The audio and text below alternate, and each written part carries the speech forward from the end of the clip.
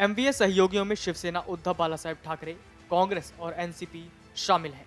महाराष्ट्र के पुणे में पत्रकारों से बात करते हुए पवार ने कहा, महाविकास अघाड़ी के शीर्ष नेताओं ने आगामी लोकसभा और विधानसभा चुनाव एक साथ लड़ने का फैसला किया है।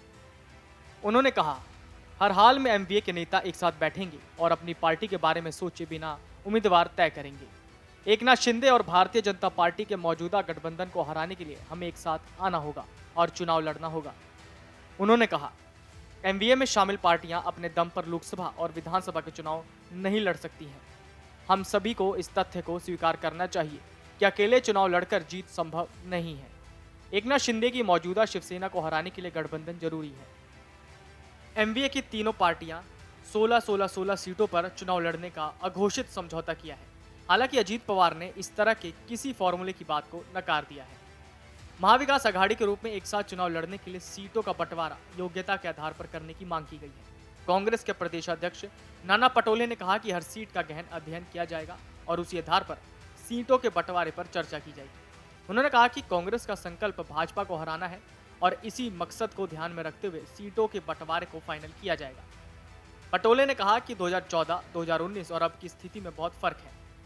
कांग्रेस जून के पहले सप्ताह में प्रत्येक सीट की समीक्षा करेगी और निर्णय लेगी।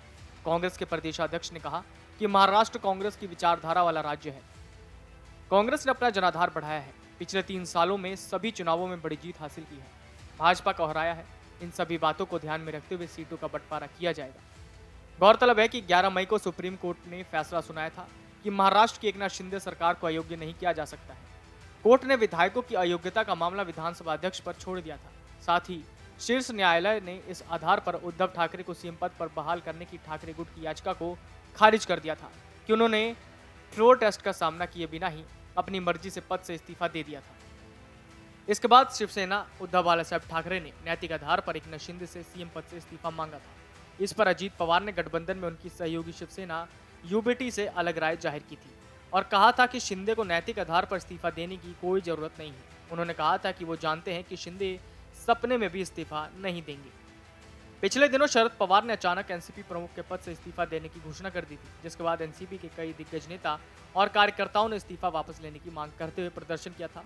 चाचा पवार के इस्तीफे की घोषणा के तुरंत बाद अजीत पवार ने कहा था कि शरद पवार अपना फैसला वापस नहीं लेंगे। इसी के साथ ही उन्होंने कार्यकर्ताओं से चिंता न करने की अपील की थी और कहा था कि जो भी नया अध्यक्ष होगा वो उसके साथ होंगे। उन्होंने कहा था कि समिति का फैसला माना जाएगा। हालांकि पार्टी कार्यकर्ताओं की हट के आगे शरद पवार को अपना इस्तीफे का फैसला बदलना पड़ा था।